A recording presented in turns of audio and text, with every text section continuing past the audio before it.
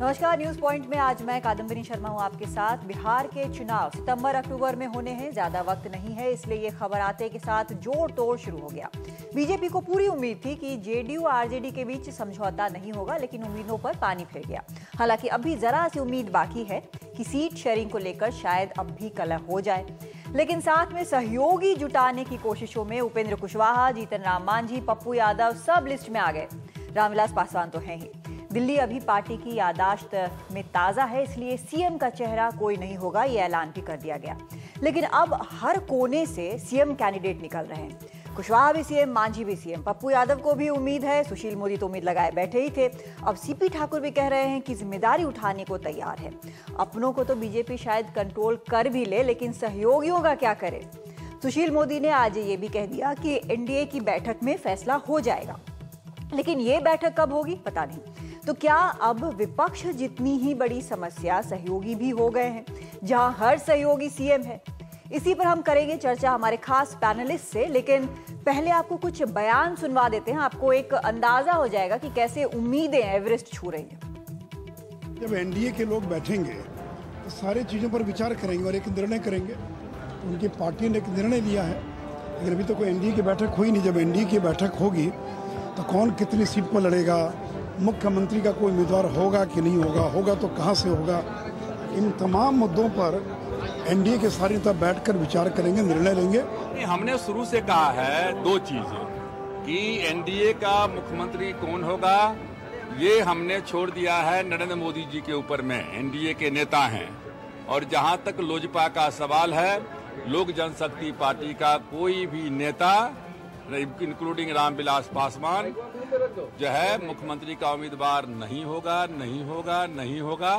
हमने एक फॉर्मूला सुझाया है कि पिछले चुनाव में 2010 के विधानसभा चुनाव में 102 पे भाजपा लड़ी थी, 74 पे लोक जनशक्ति पार्टी लड़ी थी, अलबत्ता दूसरे अलायंस में।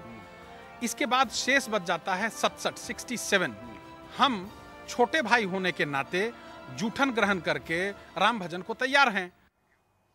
तो आपने सुना कि कहां से किस किस तरह की आवाज़ें आ रही हैं, और ये आवाज़ें आने वाले दिनों में और बढ़ेंगी।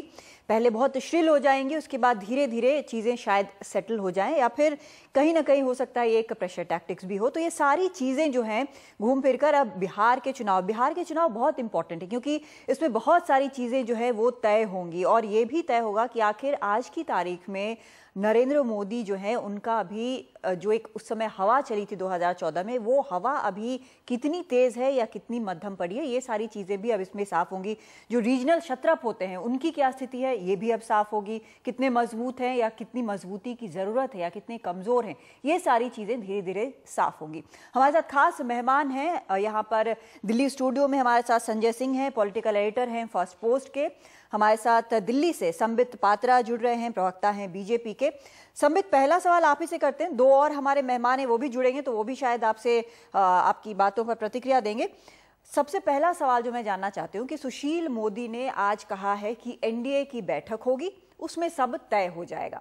तो ये एनडीए की बैठक कब होगी, आपको अगर जानकारी हो तो आप हमें दे दें, और इसमें क्या क्या तय होगा वो भी हम जानना चाहते हैं। देखिए, एनडीए की बैठक होगी, भाजपा की पार्लियामेंट्री बोर्ड की बैठक होगी, और उसके बाद सब कुछ तय होगा, और ये सब बैठकें उचित समय पर होंगी और उचित निर्णय उनमें लिया जाएगा।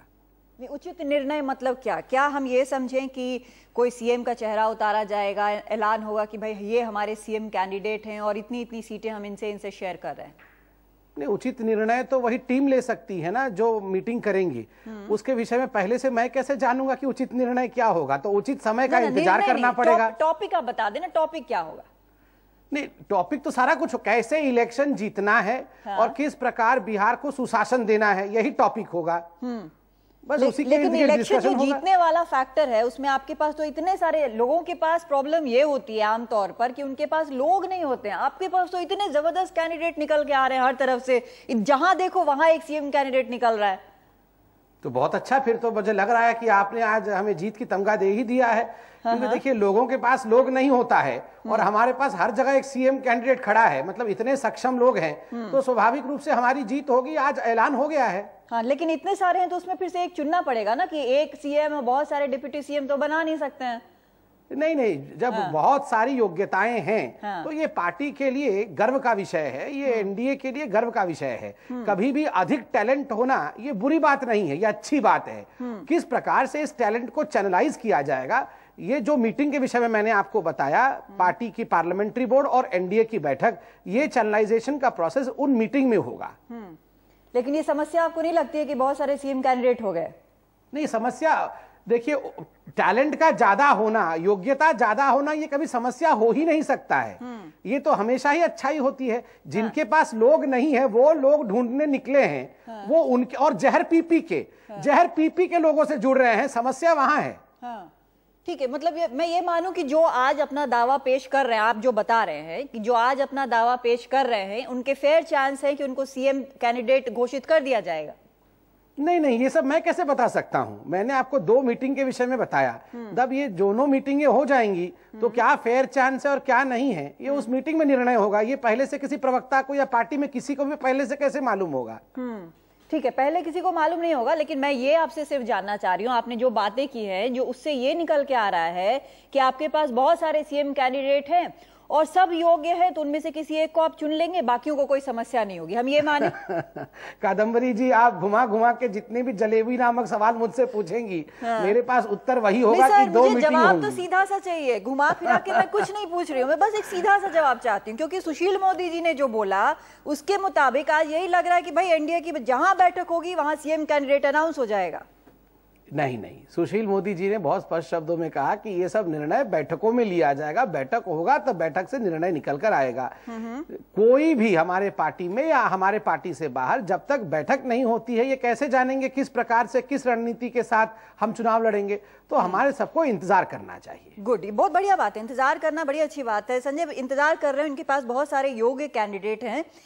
अपने तो इनके 2 योग्य कैंडिडेट हैं ही, एक सीपी ठाकुर हैं और एक सुशील मोदी जी हैं, लेकिन जो इनके अलाइज हैं उनमें से भी योग्य कैंडिडेट्स बहुत सारे निकल कर आ रहे हैं। तो संबित, हम ये माने कि आपके जो अलाइज हैं उसमें से भी सीएम हो सकते हैं, ये ऑप्शन ओपन है? देखिए, मेरे को लगता है आज बहुत बार मैं रिपीट ही करता रहूंगा कि ये सारी डिसीशंस उन 2 मीटिंग पे होंगी। तो मीटिंगों को होने दीजिए, फिर क्या होता है, किसके चेहरे के साथ, नहीं चेहरे के साथ, वो सब इंतजार करने के बाद मीठा फल मिलेगा। मीठा फल मिलेगा? किसको मीठा फल मिलेगा, बीजेपी को कि सहयोगियों को? मीठा फल तो बिहार को मिलेगा ना, बिहार में उन्नति होगी, बिहार में विकास होगा। तो ये जो जहर ये जो लोग जहर पी के घूम रहे हैं, उनसे मुक्ति मिलेगी, तो मीठा फल तो बिहार को मिलेगा। कौन क्या होना चाहता है, जहर पीना चाहता है और या क्या पीना चाहता है, वो अलग बात है। लेकिन आपकी जो मैं बात सुन रही हूँ तो मुझे लगता है कि आप लोग बहुत बड़ा दिल रखते हैं, तो जो जितने आपके अलाइज हैं वो भी, उनके पास भी फेयर चांस है, जो आप कह रहे हैं कि उन्हीं में से चुना जाएगा, तो फिर उनके लिए भी आप ओपन हैं? नहीं कादम्बरी जी, आप हमारी मित्र है, मगर लगता है कि आपको सीबीआई में होना चाहिए था। जितना इंक्वायरी आपने आज कर लिया है, सीबीआई ऑफिसर बहुत अच्छा इंक्वायरी कर पाती आप अगर सीबीआई में होती। मगर मेरा उत्तर उतना ही है, 2 मीटिंग और इंतजार। 2 मीटिंग और इंतजार, बाकी सब ठीक है? बाकी सब विकास ही विकास है। चलिए ठीक है, आगे हम इस पर और बात करेंगे। हमारे साथ 2 और खास मेहमान जुड़ गए हैं पटना से। अली अनवर अंसारी हैं हमारे साथ जेडीयू के, और राजनीति प्रसाद हैं हमारे साथ आरजेडी के। राजनीति बाबू, जो यहाँ पर अभी हम बात कर रहे हैं संबित से, वो कह रहे हैं कि जहर पी कर लोग सीएम कैंडिडेट मानने को तैयार है। ये जहर वाला मुद्दा बार बार आ रहा है। ये गलत है, कोई जहर वगैरह नहीं पीता है। हम लोगों ने उम्मीदवारी, अपना जो सीएम का उम्मीदवारी हम लोगों ने तय कर दिया और बैठक में तय कर दिया। अब उसमें डिस्प्यूट क्या, फालतू बात बोल रहा है, कोई जहर पी के आ रहा है, कोई अमृत पी के आ रहा है, फालतू बात बोलते हैं। ये बात तो है ही नहीं। लेकिन एक चीज बताइए, हम लोगों ने मीटिंग में तय कर दिया। अब ये जहर तो वो लोग पी रहे हैं ना, हम लोग काहे जहर पियेंगे? हाँ, लेकिन जो लालू जी का जो बयान आया था, राजनीति बाबू सुनिए तो, बात सुन लीजिए। जो लालू जी का बयान आया था कि जरूरत पड़े तो हम विष पीने को तैयार हैं, तो कहीं ना कहीं लगता है कि बड़ी मजबूरी में नीतीश कुमार को उन्होंने सीएम कैंडिडेट बोला है। कोई मजबूरी नहीं था, ये हम लोगों का, लालू यादव का अपना डिसीजन है और पार्टी का डिसीजन है, इसलिए उसमें हम लोग को कोई मतभेद नहीं, इसमें कोई डिस्प्यूट नहीं है, किसी तरह का कोई मन में भेद नहीं है।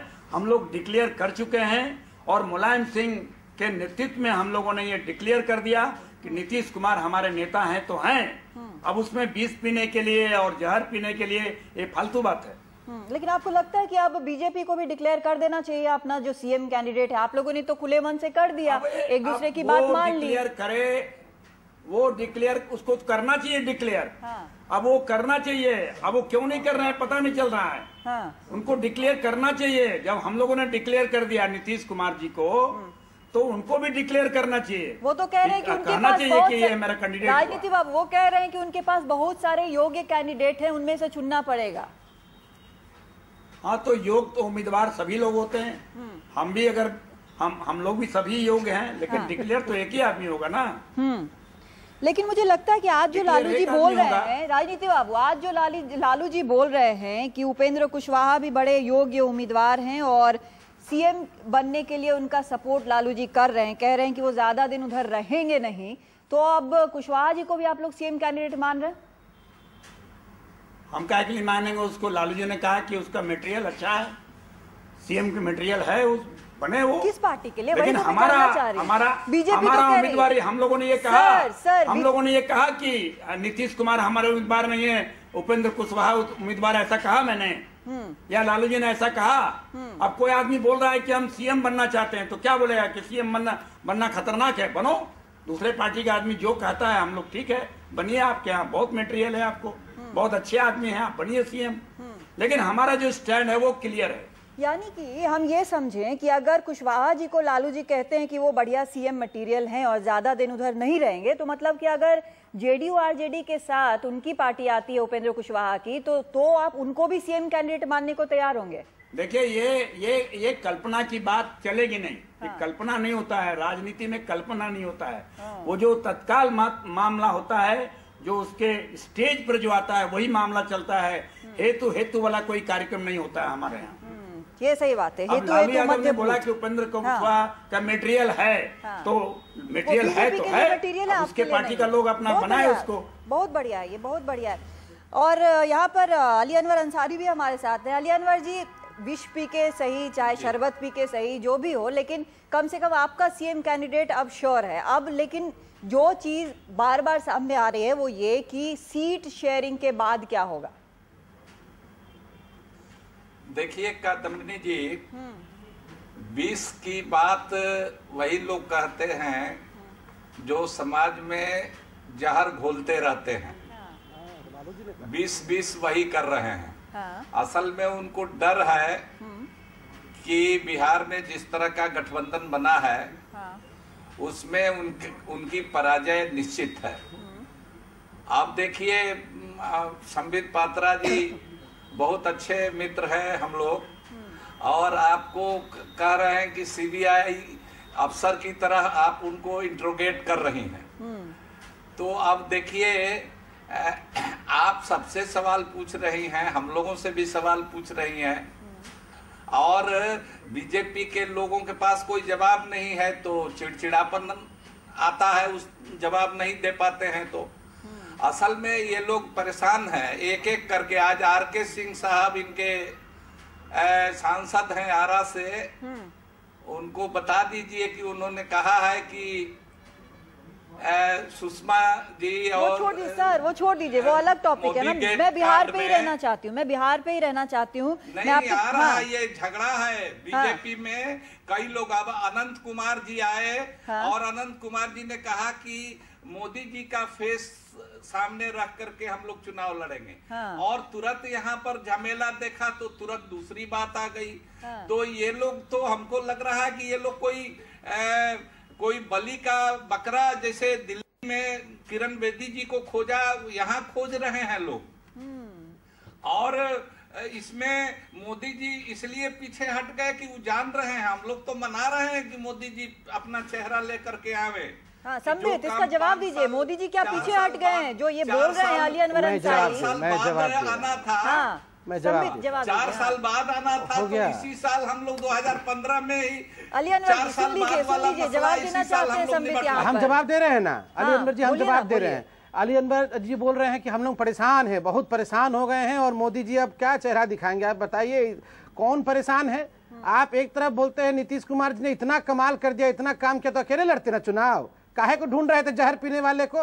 एक तरफ जहर पीने वाले का साथ ढूंढ के लाए हैं, अकेले क्यों नहीं लड़ रहे थे चुनाव? परेशान कौन है देख रहे हैं, सब पीठ के पीछे छुरा लेके खड़ा है कि मौका मिलते ही दूसरे का छुरा भोंकेगा, और ये बोल रहे हैं परेशान परेशान। और ये मैं आपने एक प्रश्न पूछा कादम्बरी जी की सीट शेयरिंग के समय क्या होगा, देखते जाइए सीट शेयरिंग के समय क्या होगा। पूरा जहरे जहर होगा, हर जगह जहर, और कुछ नहीं। सही बात है संबित, यही तो बात है कि आप उम्मीद लगाए बैठे हैं कि सीट शेयरिंग पे झगड़ा हो जाए।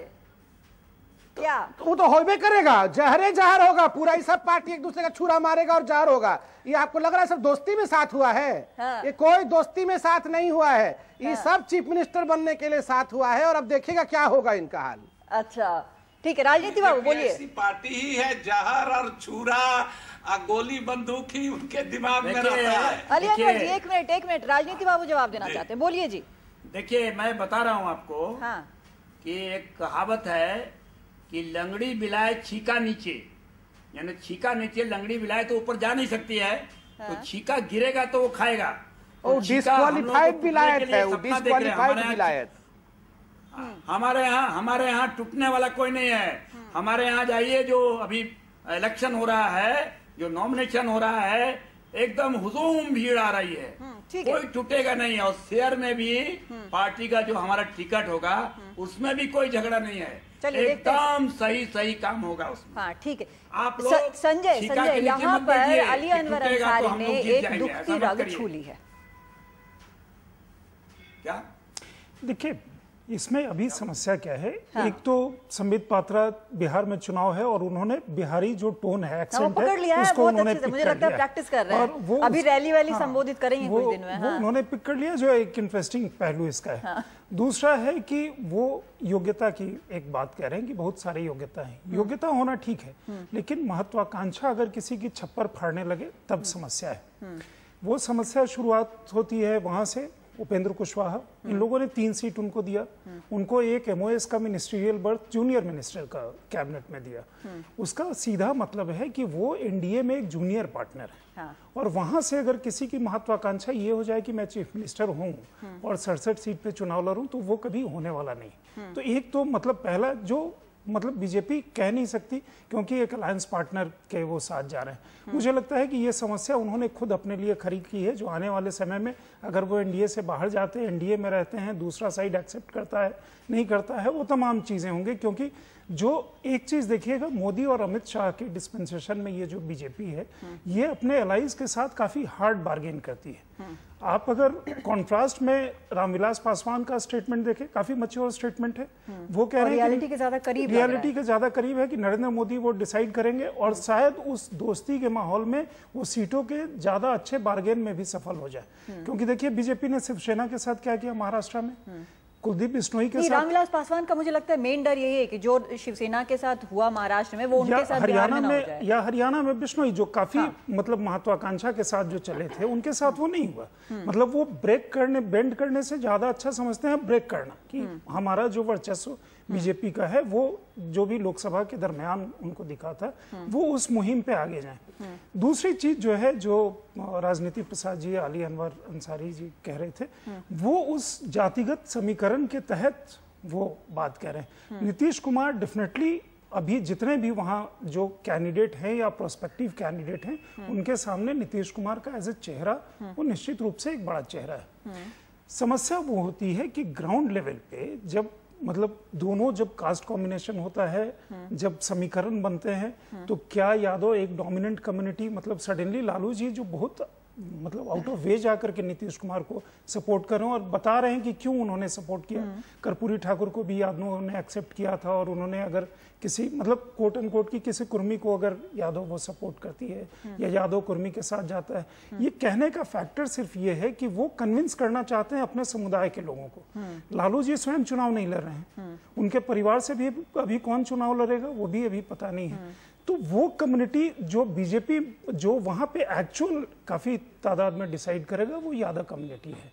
और इस चीज को यहाँ पर बार बार जब हम स्टूडियो में ये डिस्कशन करते हैं, तो कई लोग ये बोलते हैं कि आप इसमें कास्ट क्यों ला रहे हैं, लेकिन कास्ट जो है बिहार में एक रियलिटी है। अब उसको ओवरराइड कौन सी पार्टी किस तरह से करती है, वो चीज अलग नहीं। आप समझती हैं बिहार को। देखिए सीपी ठाकुर का जो कहना था, जिसे बाद में उन्होंने नुआंस्ड तरीके से उन्होंने कहा, जिसे वो सीएम कैंडिडेट का एक प्रोजेक्शन के तौर पे लिया गया। बहुत सारे लोगों का ये भी कहना है कि सीपी ठाकुर ने अगर कह दिया तो चलो अच्छा है, कम से कम अपर कास्ट को एक मैसेज तो जाता है, भले ही वो ना बने कि एकदम से रेस बंद नहीं है इस समय। लेकिन एक चीज बताइए, आज की तारीख में जो यहाँ पर हालांकि संबित नहीं मान रहे हैं और जो राजनीति बाबू ने क्लियर कट बोल दिया है, जब एक बार ये उम्मीद जो खत्म हो गई कि नीतीश कुमार अकेले जाएंगे, आरजेडी अकेले जाएगी, ये उम्मीद जब खत्म हो गई तो जिसको हम अंग्रेजी में कहते हैं क्लचिंग एट स्ट्रॉज, मतलब छोटे छोटे छोटे जितने भी हैं अलग अलग पॉकेट्स ऑफ इन्फ्लुएंस, वहां से जितने सहयोगी उठा सकती है बीजेपी वो उठा रही है, और इसलिए सीएम शिप के जो दावे हैं उससे डील करने में मुश्किल होगी। वो डेफिनेटली मुश्किल होगी। वो इसलिए वो अभी चुनाव तक बिल्कुल कलेक्टिव लीडरशिप में जाएंगे, मतलब किसी का नाम वो अनाउंस नहीं करेंगे, वो चुनाव के बाद उस चीज को निपटेंगे, क्योंकि किसी एक को किया तो बाकी दूसरा तबका जो है वो उससे नाराज होकर के उसका रिटेलिटरी किसी तरह का इफेक्ट होगा, तो वो अनाउंसमेंट नहीं करेंगे। दूसरा है कि अगर आप चेहरे के सामने चेहरा रखेंगे तो नीतीश कुमार का चेहरा निश्चित रूप से ज्यादा बड़ा चेहरा है। नरेंद्र मोदी प्रधानमंत्री, मतलब उनका नाम बड़ा है, उनका अभी भी बिहार में काफी लोगों का विश्वास है उनमें, लेकिन वो चीफ मिनिस्टर नहीं हो सकते, वो प्राइम मिनिस्टर हैं। इस फैक्ट को भी समझना होगा। उनके नेतृत्व में चुनाव लड़ा जाएगा तो ये जनता के जनमानस में कहने की बात है कि मोदी जी के नेतृत्व में, मतलब मार्गदर्शन में बिहार की सरकार जो होगी वो चलेगी। ठीक है। बीजेपी पहली बार वहां कोशिश करी, तो इसलिए ये जो नुआंस्ड पोजीशन है, चेहरे के सामने चेहरा मेरे ख्याल में नहीं होगा, बाकी तरह के जितने समीकरण हैं उसको किस तरह से अपनी तरफ लिया जाए। यहाँ पर संबित मैं आपसे जानना चाहती हूँ, जो एक तरह से यहाँ पर संजय कह रहे हैं कि आपके पास इसके अलावा कोई चारा नहीं है कि आप नीतीश कुमार जो डिक्लेयर हुए सीएम कैंडिडेट जेडीयू आरजेडी की तरफ से, उनके चेहरे के सामने नरेंद्र मोदी का चेहरा आपको रखना पड़ेगा, आपके पास कोई ऑप्शन नहीं है किसी और को सीएम कैंडिडेट के तौर पर उतारने को। ये देखिए क्या ऑप्शन है क्या नहीं है, ये मैंने आपको शुरू में बता दिया था कि वो जो मीटिंग होगी उस मीटिंग में तय होगा। मगर इस पूरे खेल का भांडाफोड़ अभी हमारे बड़े राजनीति प्रसाद जी ने अभी किया है। उन्होंने कहा है वो लंगड़ी बिलौवा होती है। अब बिल्कुल सही कहा, लंगड़ी बिलौवा होती है जो देखती रहती है छीका कब टूटेगा और हांडी कब नीचे गिरेगा। यहाँ आप देखिए लालू प्रसाद यादव जी डिस्क्वालिफाइड है, वो जानते हैं वो कुछ नहीं कर सकते हैं, वो सिर्फ देख सकते हैं कि छीका कब टूटेगा। और ये छीका किसका है? ये छीका है नीतीश कुमार का। जैसे ही छीका कटेगा और टूटेगा ये पूरा टूट पड़ेंगे लालू प्रसाद यादव। ये राजेंद्र प्रसाद जी भी जानते हैं कि यही होने वाला है। हमारे यहाँ कोई ना लंगड़ी बिल्ली है और ना कोई छीका हम देख रहे हैं। यही हो रहा है। एक मिनट, आपके एलाइज फिर क्या कर रहे हैं? आपके एलाइज भी तो ये प्रेशर टैक्टिक्स कर रहे हैं ना कि कितनी सीटें उनको मिल जाएं।